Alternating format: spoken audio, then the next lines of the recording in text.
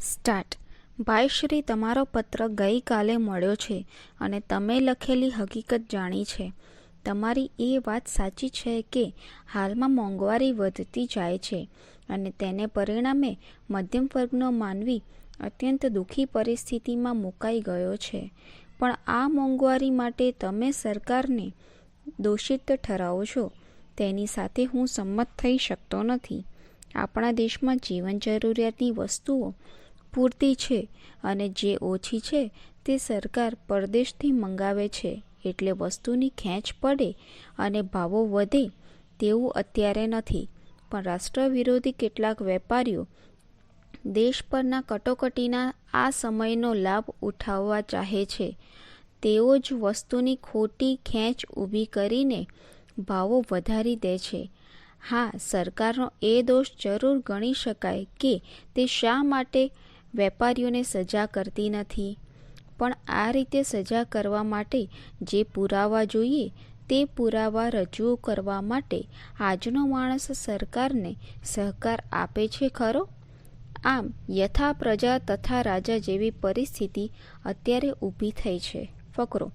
આપણા ન્યાયતંત્રની હાલની કાર્યપદ્ધતિ ઉપર લોકોની શ્રદ્ધા દિવસે દિવસે ઘટતી જાય છે. પોતાને થયેલા કોઈ અન્યાય સામે ન્યાય મેળવવા માટે જ્યારે કોઈ માણસ અદાલતમાં જાય છે ત્યારે ત્યાં તેને પહેલાં તો વકીલને રાખવો પડે છે, તેને ફી આપવી પડે છે અને પછી કોર્ટની ફી ભરવી પડે છે. પોતાની વાત સાચી હોવાને કારણે તેને શરૂઆતમાં ખાતરી હોય છે કે મેં કરેલું ખર્ચ તથા આ કાર્ય પાછળ આપેલો સમય જરૂર લેખી લાગશે. પણ જેમ જેમ સમય જાય છે તેમ તેમ તેને ખ્યાલ આવે છે કે કાયદાઓની આંટીઘૂંટી અને મુદત મેળવવાની રીત રસમોને કારણે તેનો મુકદ્દમો લંબાતો જાય છે.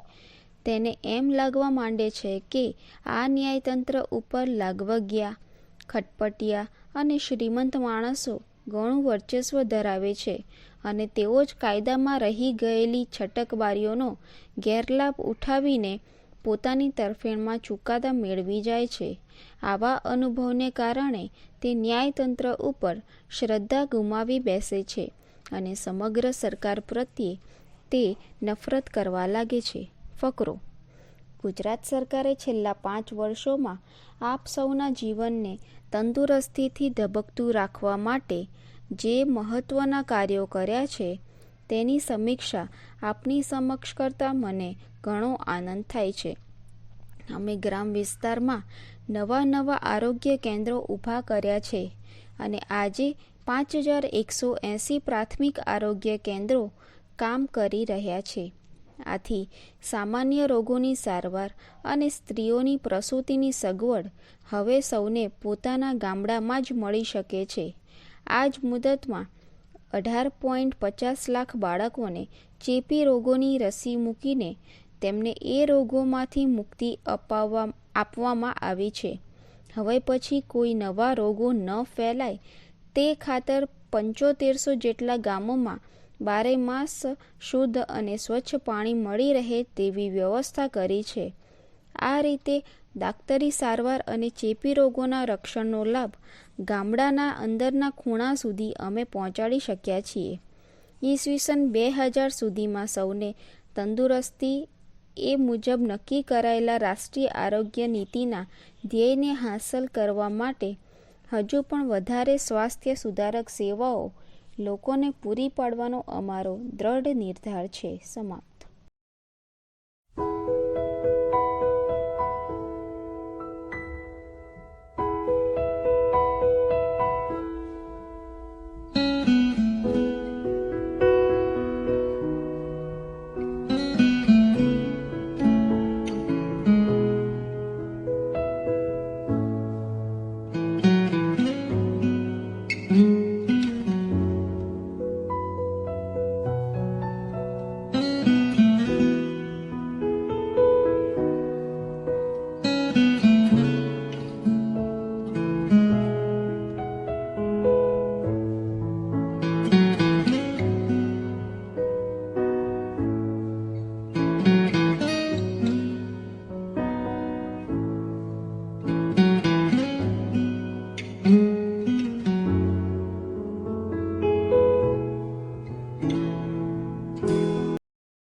સ્ટાર્ટ. એક જંગલમાં એક શિયાળ રહેતું હતું. તેને બહુ ભૂખ લાગી હતી. ખોરાકની શોધમાં તે ઘણી જગ્યાએ ભટક્યું, પણ તેને કોઈ જગ્યાએથી ખોરાક મળ્યો નહીં. આખરે તેણે દ્રાક્ષનો એક માંડવો જોયો. માંડવા ઉપર સુંદર મજાની દ્રાક્ષ લટકતી હતી. તે જોઈને શિયાળના મોઢામાં પાણી આવ્યું. પરંતુ દુઃખની વાત એ હતી કે દ્રાક્ષ જરા ઊંચે હતી. આથી તે દ્રાક્ષ મેળવવા માટે તેણે થોડા કૂદકા માર્યા, પણ દ્રાક્ષ સુધી તે પહોંચી શક્યું નહીં. પૂરો પ્રયત્ન કર્યા વગર તેણે તે કામ છોડી દીધું અને ચાલતું થયું. આ શિયાળ ખૂબ અભિમાની હતું. તે પોતાની ભૂલ કબૂલ કરવા માગતું ન હતું. આથી જતાં જતાં તેણે કહ્યું, આવી દ્રાક્ષ કોણ ખાય? આ દ્રાક્ષ તો ખાટી છે. આવી ખાટી દ્રાક્ષ મને ભાવતી નથી. આ વાર્તા ઉપરથી આપણે એ શીખવાનું છે કે આવી જ રીતે જ્યારે આપણે કોઈ કાર્યમાં પૂરો પ્રયત્ન ન કરવાને કારણે નિષ્ફળ જઈએ છીએ, ત્યારે આપણી પોતાની ભૂલ હોવા છતાં પણ આપણે પેલા કાર્યનો વાંક કાઢીએ છીએ. ફકરો. આજની સર્વપ્રથમ જરૂરિયાત શાંતિની છે. માનવજાતનો પ્રગતિ માટે, તેની ભૌતિક અને આધ્યાત્મિક ઉન્નતિ માટે, તેના રાજકીય, સામાજિક, સાંસ્કૃતિક અને આર્થિક ઉત્કર્ષ માટે શાંતિ પરમ આવશ્યક છે. શાંતિકાળમાં જ નવી નવી શોધો થાય છે. શિક્ષણ, આરોગ્ય અને જીવન ધોરણ આગળ વધી શકાય છે અને કળા તથા સંસ્કારો ખીલે છે. આ કારણે જ સમગ્ર વિશ્વ શાંતિની ઝંખના કરે છે અને તેને પ્રાપ્ત કરવા માટે તનતોડ પ્રયાસો કરે છે. પણ શું આ શક્ય છે ખરું? જગત પાસે અત્યારે બે જ વિકલ્પો છે, યુદ્ધ અથવા શાંતિ. એક એવો રાહ છે કે જેમાં હિંસા, ધાકધમકી અને છળ કપટથી સુખ મેળવવાનો પ્રયત્ન થાય છે, અને બીજો એવો રાહ છે કે જેમાં સત્ય, પ્રેમ, અહિંસા, સમજાવટ અને બાંધછોડથી સુખ મેળવી શકાય છે. સમગ્ર વિશ્વ જો આ બીજા માર્ગ ઉપર ચાલવા માંડે તો સ્કાયવોર અને મિસાઇલ્સ પાછળ વેડફાતું ધન માનવ જીવનને ઉન્નત બનાવવાના કાર્યમાં વાપરી શકાય અને તે રીતે વિશ્વ ઉપર સ્વર્ગીય સુખનો આનંદ લાવી શકાય. ફકરો. ભાઈઓ અને બહેનો, કંપનીની આજની વાર્ષિક સામાન્ય સભામાં આપ સર્વનું સ્વાગત કરતા મને ઘણો આનંદ થાય છે. ગયા વર્ષના એફિડેવિટ થયેલા હિસાબો અને ડાયરેક્ટરોનો અહેવાલ આપની પાસે કેટલાક સમયથી છે. આથી આપે તે વાંચ્યા છે એમ હું માની લઉં છું.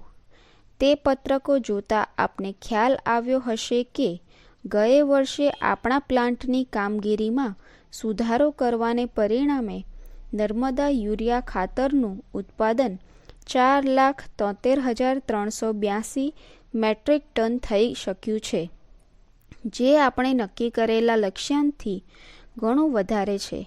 આ રીતના વધારે ઉત્પાદનને કારણે હવે આપણે આ ખાતર ગુજરાત રાજ્ય ઉપરાંત પંજાબ, હરિયાણા, ઉત્તર પ્રદેશ, મધ્યપ્રદેશ, રાજસ્થાન અને મહારાષ્ટ્રમાં પણ મોકલીએ છીએ, જેથી આપણા વેચાણના આંકડા દિન પ્રતિદિન વધતા જાય છે. આને પરિણામે વિચારણા હેઠળના વર્ષમાં ₹71.16 કરોડનો નફો થયો છે. તેમાંથી ₹43.7 કરોડ ઘસારા માટે અલગ રાખ્યા પછી તે વર્ષનો ચોખ્ખો નફો ₹28.9 કરોડ થાય છે. આથી આપણા ડાયરેક્ટરોએ કર કપાતને આધીન રહીને આ વખતે 11% ડિવિડન્ડ જાહેર કરવાની ભલામણ કરી છે. સમાપ્ત.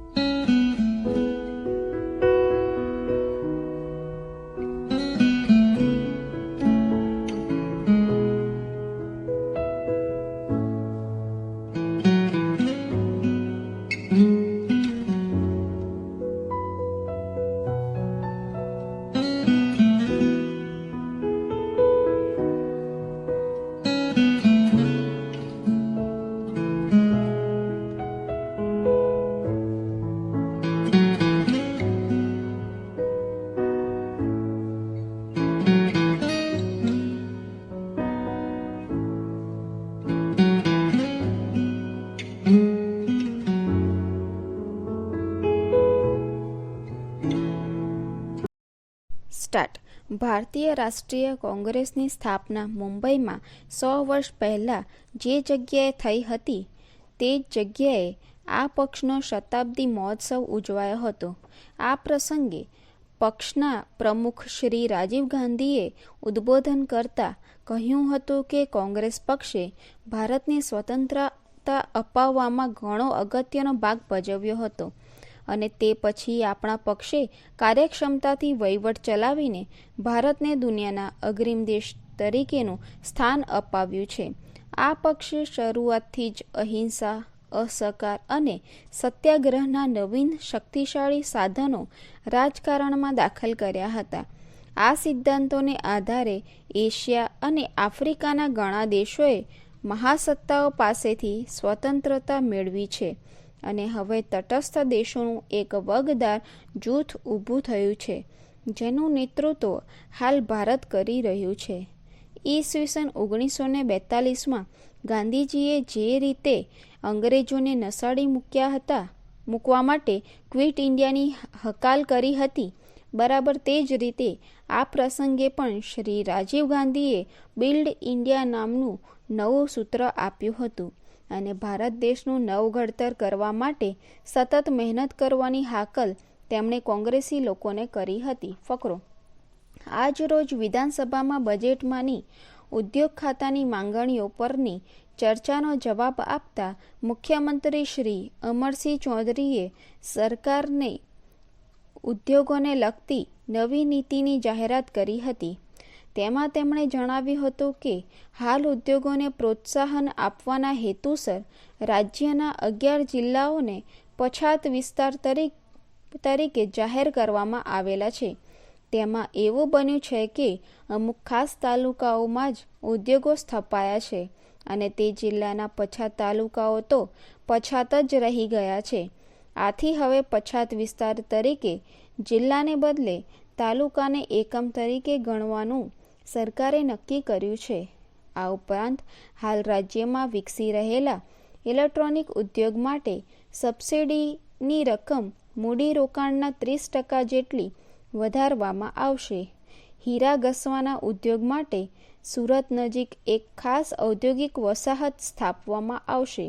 પેટ્રોકેમિકલ્સ ઉદ્યોગમાં પ્લાસ્ટિકની વસ્તુઓ બનાવવાના કારખાનાને ખાસ સગવડતા આપવામાં આવશે અને પાવરલૂમ ઉદ્યોગના વિસ્તૃતીકરણ માટે પાવરલૂમ વિકાસ બોર્ડની રચના કરવામાં આવશે. સરકારે નક્કી કરેલી આ નવી નીતિ 5 વર્ષ સુધી ચાલુ રાખવામાં આવશે અને તેમાં કાંઈ ફેરફાર કરવામાં આવશે નહીં. ફકરો. પંચાયતના મંત્રીએ પંચાયતના પૂરા સમયના કર્મચારી છે.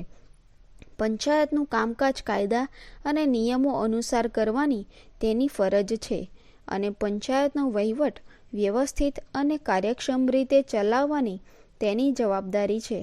આથી તેણે પંચાયતના કાયદા અને નિયમો તથા મહેસૂલ અને ન્યાય પંચાયતને લગતી માહિતી જાણવી તો જોઈએ જ, પણ તે ઉપરાંત પંચાયતના હિસાબો રાખવા, અંદાજપત્રો તૈયાર કરવા, ગ્રામસભા અને પંચાયતની બેઠકો બોલાવવી વગેરે કામો સંબંધીની જાણકારી પણ તેને હોવી જોઈએ. આ તો કાયદા અનુસાર જે અપેક્ષાઓ મંત્રી પાસેથી રાખવામાં આવે છે તેની વાત થઈ, પણ ખરેખર તો મંત્રીએ ગામની અંદર એક સક્રિય સામાજિક કાર્યકર તરીકે કામ કરવાનું છે. તેણે ગામ લોકોને ઉપયોગી, મદદરૂપ અને માર્ગદર્શક બનવાનું છે. લોકોમાં શિક્ષણ અને સંસ્કાર વિકસે, લોકશાહી તરફની જવાબદારીનું તેમને ભાન થાય, સામાજિક કુરૂઢિઓ તરફ તેમના મનમાં વિરોધ જાગે અને સમાજના ઉત્કર્ષ માટે દરેક માણસ પ્રયત્ન કરે એવી ભાવનાનું સિંચન કરીને તેમના મનમાં નૂતન ક્રાંતિની નક્કર ભૂમિકા તૈયાર કરવાનું મહત્વનું કાર્ય પણ તેણે કરવાનું છે. સમાપ્ત.